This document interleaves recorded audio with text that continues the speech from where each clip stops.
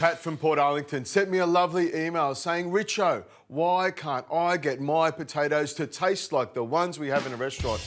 Well, Pat, I'm going to let you in on a little chef's secret. What we use is duck fat. That's what makes everything tasty. What I start with are some large potatoes, and what I do is cut them up into large chunks like this because you want to have lots of surface area.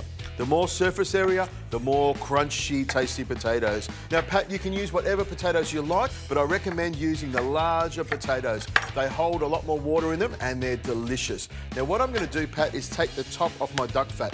What I do is just put it somewhere nice and warm. When you take it out of the fridge, Pat, it is quite firm. So a good idea is to let it melt like this. Now, to give it some flavour, I've got some rosemary from my garden outside, and all I do is pull off the leaves like this.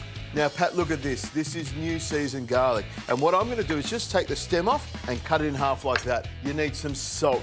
Plenty of lovely salt on there. That's what makes them delicious. And a good twist of pepper. Now, the easy part here, Pat, is just to toss it around in the bowl like this. So you coat all the potato in that duck fat. Pop this into the oven at 195 degrees Celsius. Let it go for 25 to 35 minutes. You'll know when they're cooked. You'll have that lovely duck smell coming out of the oven, and the potatoes will be golden brown.